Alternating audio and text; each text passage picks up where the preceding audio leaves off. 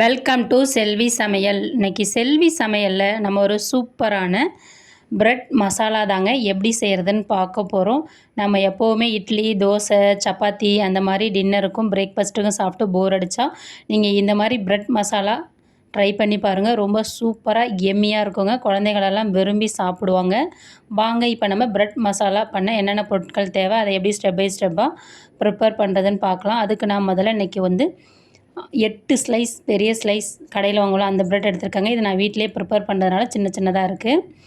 அதுக்கு இஞ்சி பொடியாக நறுக்குனது 1 ஸ்பூன், பூண்டு ஒரு 6 பல் பொடியாக நறுக்குனது, பச்சை மிளகாய் 3 பொடியாக நறுக்குனது, ஒரு பெரிய வெங்காயம் பொடியாக நறுக்குனது, கொத்தமல்லி இலைகள் தேவையான அளவு, ஒரு தக்காளி நைஸாக கட் பண்ணதுங்க, கேரட் பொடியாக நறுக்குனது ஒரு 1/4 கப் ஆட் பண்ணிக்கோங்க, ஒரு உருளைக்கிழங்க தோலை நீக்கிட்டு பொடியாக கட் பண்ணி வச்சுருக்கேங்க, கருவேப்பிலை இலைகள் சிறிதளவு, கடுகு 1/2 டீஸ்பூன், உளுத்தம்பருப்பு 1 டேபிள் ஸ்பூன், வேர்க்கடலை 2 டேபிள் ஸ்பூன், கடலைப்பருப்பு 1 டேபிள் ஸ்பூன், பெருங்காயத்தூள் சிறிதளவு, 1 டீஸ்பூன் மிளகாய்த்தூள், 1 டேபிள் ஸ்பூன் கொத்தமல்லி தூள், மஞ்சள் தூள் தேவையான அளவு, நெய் தேவையான அளவு. வாங்க இப்போ நம்ம அடுப்பு ஆன் பண்ணிவிட்டு அடுப்பில் ஒரு தோசைக்கல் வச்சுக்கலாம். தோசைக்கல்லில் நெய் அப்ளை பண்ணிக்கலாங்க. நெய்யில் நீங்கள் ப்ரெட்டை டோஸ்ட் பண்ணிவிட்டு ப்ரெட் மசாலா செஞ்சிங்கன்னா ரொம்ப டேஸ்ட்டாக இருக்கும், சுவையாக இருக்குங்க. நான் இன்றைக்கி வீட் கோதுமை ப்ரெட் நான் யூஸ் பண்ணுறேங்க. நீங்கள் எந்த ப்ரெட் வேணாலும் யூஸ் பண்ணிக்கலாம்.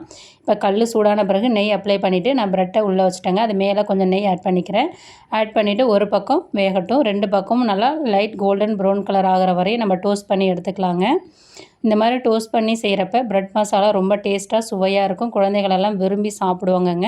எப்போவுமே நம்ம இட்லி, தோசை அப்படின்னு செஞ்சு சாப்பிட்டு போர் அடித்தா இந்த மாதிரி நீங்கள் மழை நேரத்தில் கூட இந்த மாதிரி நல்லா சுட சுட நீங்கள் சாப்பிட்டிங்கன்னா சூப்பராக எம்மியாக இருக்குங்க. அந்த வேர்க்கடலை சேர்க்குறது, அந்த கடலைப்பருப்பு, உளுத்தம்பருப்புலாம் நம்ம கடித்து சாப்பிட்றப்ப அவ்வளோ ஒரு டேஸ்ட்டாக எம்மியாக இருக்குங்க. அதை நீங்கள் செஞ்சு சாப்பிட்றப்ப தான் உணர முடியுங்க. நானே முதல்ல தான் ட்ரை பண்ணி சாப்பிட்டு பார்த்தேன். எம்மியாக சூப்பராக இருந்ததுங்க.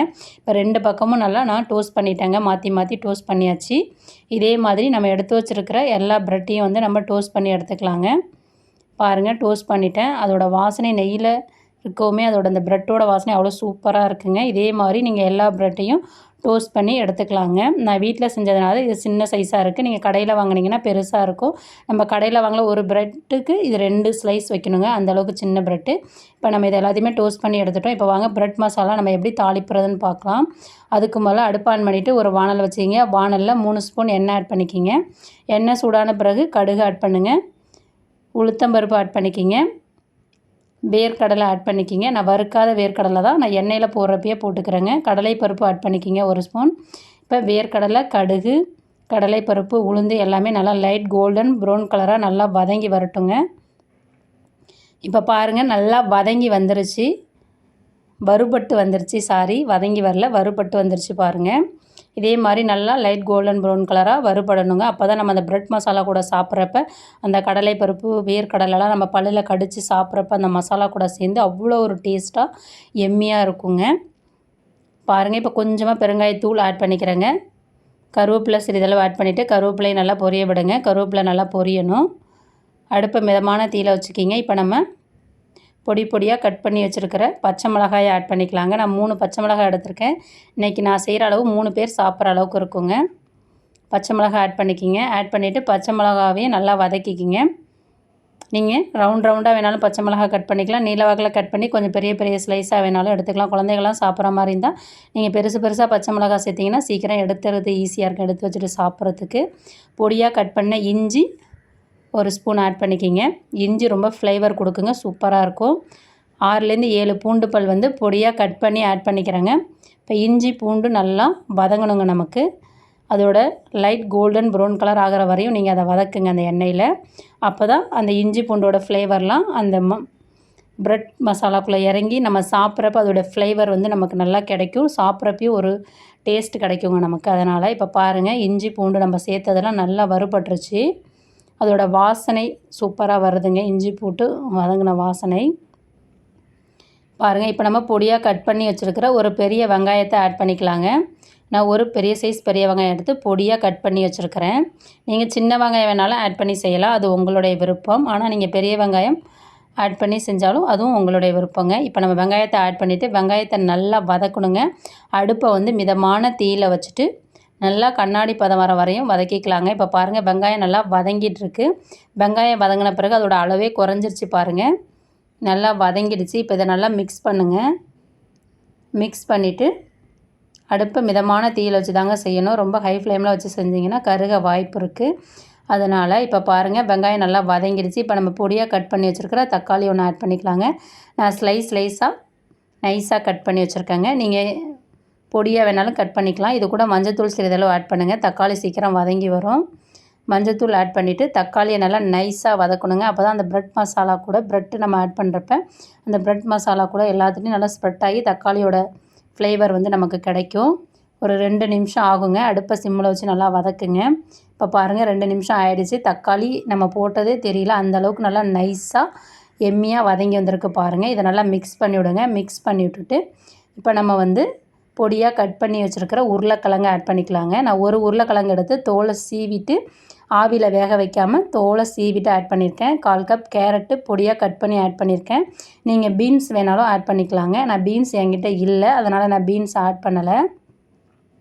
இப்போ நம்ம ஆட் பண்ணியிருக்க கேரட்டும் உருளைக்கிழங்கும் நல்லா நமக்கு வந்து வேகணுங்க இதுலையே. அதனால் சிம்மில் வச்சு 2லேருந்து 3 நிமிஷம் நல்லா வேக விடுங்க. அப்போ தான் நமக்கு அந்த ப்ரெட் மசாலா கூட நம்ம மசாலா பொருள் சேர்க்குறப்ப நமக்கு நல்லா வெந்து வரும். ஏன்னா நம்ம தண்ணி எதுவும் இதில் சேர்க்க போகிறது கிடையாது. அதனால் நல்லா இதை நீங்கள் வந்து சிம்மில் வச்சு மிக்ஸ் பண்ணி விட்டுட்டு அடி பிடிக்காத அளவுக்கு நல்லா வேக வச்சுக்கிங்க. இப்போ பாருங்கள் நல்லா வெந்துருச்சு. வெந்த பிறகு அது கூட நம்ம எடுத்து வச்சுருக்கிற கொத்தமல்லி தூள், மிளகாய் தூளை ஆட் பண்ணிக்கலாங்க. உங்களுடைய காரத்துக்கு தகுந்த மாதிரி நீங்கள் மிளகாய் தூள் ஆட் பண்ணுங்கள். ஏன்னா நம்ம பச்சை மிளகாய் வரை ஆல்ரெடி ஆட் பண்ணியிருக்கோம். குழந்தைங்க சாப்பிட்ற மாதிரி தான் நீங்கள் மிளகாய் தூளை ஸ்கிப் பண்ணிடலாங்க. ஸ்கிப் பண்ணிவிட்டு செய்யலாம். இல்லை சாப்பிடுவாங்க உங்கள் குழந்தைங்க காரம் அப்படின்னா நீங்கள் செய்யலாம். இப்போ நல்லா பச்சை வாசனையெல்லாம் போயிடுச்சுங்க. கொத்தமல்லி மிளகாய் தூள் சேர்த்து இப்போ நம்ம ப்ரெட் மசாலாவுக்கு தேவையான அளவு உப்பு ஆட் பண்ணிக்கலாங்க. உப்பு ஆட் பண்ணிவிட்டு நல்லா மிக்ஸ் பண்ணிவிட்டு ஒரு நிமிஷம் அடுப்பை சிம்மில் வச்சுட்டு நல்லா வேக வைங்க. அடி பிடிக்க வாய்ப்பு இருக்கும். அதனால் வந்து ஹை ஃப்ளேமில் வைக்காத லோ ஃப்ளேமில் வச்சு நல்லா வறுத்து கொடுங்க. இப்போ நல்லா பாருங்கள் வதங்கி வந்துருச்சு. நம்ம சேர்த்த கேரட்டு உருளைக்கிழங்கு மசாலாவோட வாசனையெல்லாம் போயிடுச்சுங்க. போயிட்டு கரெக்டாக வதங்கி வந்துருச்சு. இந்த ஸ்டேஜில் கொஞ்சமாக தண்ணி ஊற்றிக்கிங்க. தண்ணி ஊற்றிட்டு நல்லா மிக்ஸ் பண்ணுங்கள். மிக்ஸ் பண்ணிவிட்டு அந்த உருளைக்கிழங்கு கேரட்டு முன்னாடி நான் ஏன் தண்ணி ஊற்றக்கூடாதுன்னு சொன்னேன்னா அந்த எண்ணெயிலேயே வதங்குறப்போ அதோட டேஸ்ட்டு நல்லாயிருக்கும். அதனால் வதங்கி மசாலா பொருட்கள்லாம் சேர்த்ததுக்கப்புறம் கொஞ்சம் லைட்டாக ஒரு 1/4 கப்புக்கு கம்மியாக தண்ணி ஊற்றணுங்க. தண்ணி ஊற்றிட்டு ஒரு 2லேருந்து 3 நிமிஷம் வேக வச்சிங்கன்னா அந்த மசாலாலாம் அந்த உருளைக்கிழங்கு கேரட்டில் வந்து நமக்கு அப்சர்வ் பண்ணி ப்ரெட்டை நம்ம ஆட் பண்ணுறப்ப அந்த ப்ரெட்டை நல்லா ஊற வச்சு அதை நம்ம கடித்து சாப்பிட்றப்ப அந்த ப்ரெட்டுக்குள்ளே அந்த மசாலா நம்ம வாயில் வரப்போ நமக்கு ரொம்ப டேஸ்ட்டாகவும் எம்மியாகவும் இருக்குங்க. இப்போ இடையில கிளறி விட்டுக்குங்க. இப்போ பாருங்கள் நல்லா வெந்து வந்திருக்கு பாருங்கள் கேரட்டும் உருளைக்கிழங்கும். இப்போ நல்லா வெந்து வந்துருச்சு. இந்த ஸ்டேஜில் கொஞ்சம் தண்ணி இருக்கிறப்பயே நீங்கள் வந்து நம்ம வந்து நெய்யில் டோஸ்ட் பண்ணி வச்சுருக்கோம் பார்த்தீங்களா ப்ரெட்டு, அந்த ப்ரெட்டை வந்து சின்ன குட்டி குட்டி பீசஸாக கட் பண்ணி வச்சுக்கிங்க. அப்போ தான் வந்து நம்ம இந்த மசாலா கூட நல்லா சீக்கிரம் ஈவனாக எல்லா பக்கமும் ஸ்ப்ரெட் ஆகி நல்லா வெந்து நமக்கு சூப்பராக கிடைக்குங்க. இப்போ நல்லா கொதிச்சிருச்சு, நல்லா வெந்துருச்சுங்க. இப்போ லாஸ்ட்டாக ஒரு தடவை நல்லா மிக்ஸ் பண்ணி விடுங்க. மிக்ஸ் பண்ணிவிட்டு நம்ம கட் பண்ணி வச்சுருக்கிற ப்ரெட்டை வந்து அதில் நம்ம ஆட் பண்ணிக்கலாங்க. நான் வீட்டில் ப்ரிப்பேர் பண்ண ப்ரெட்டில் செஞ்சேன். கோதுமை ப்ரெட்டை பயன்படுத்தி செஞ்சுருக்கேன். நீங்கள் மில்க் ப்ரெட்டு எந்த ப்ரெட் வேணாலும் பயன்படுத்தி செஞ்சுக்கலாம். நான் அதை சின்னதாக கட் பண்ணி வச்சுருக்கேன். ஓரங்களெல்லாம் நான் கட் பண்ணலைங்க, அப்படியே தான் ஆட் பண்ணுறேன். தேவையில்லை ஓரங்களை கட் பண்ணணும், ப்ரெட்டோட ஓரங்களை கட் பண்ணணும் தேவையில்லை. இப்போ நான் ஆட் பண்ணிட்டேங்க. ஒரு 8 ஸ்லைஸ் ப்ரெட்டை வந்து நான் பொடியாக கட் பண்ணி ஆட் பண்ணியிருக்கேங்க. இப்போ அடுப்பை சிம்மில் வச்சுட்டு நல்லா மிக்ஸ் பண்ணி விடுங்க. அந்த மசாலா வந்து ப்ரெட்டில் போயிட்டு எல்லா பக்கமும் நல்லா ஸ்ப்ரெட் ஆகணும்.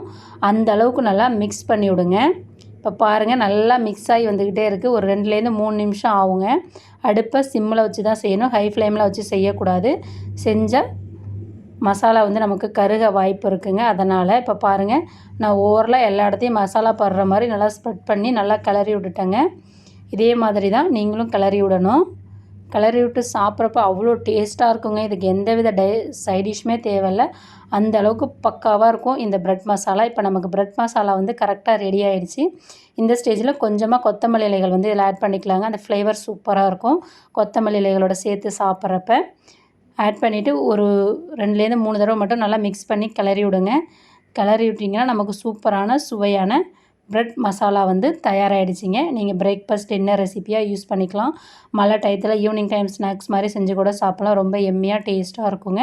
இதே மாதிரி நீங்கள் உங்கள் வீட்டில் பிரெட் மசாலா செஞ்சு சாப்பிட்டு பார்த்துட்டு எப்படி இருந்ததுன்னு சொல்லுங்கள்.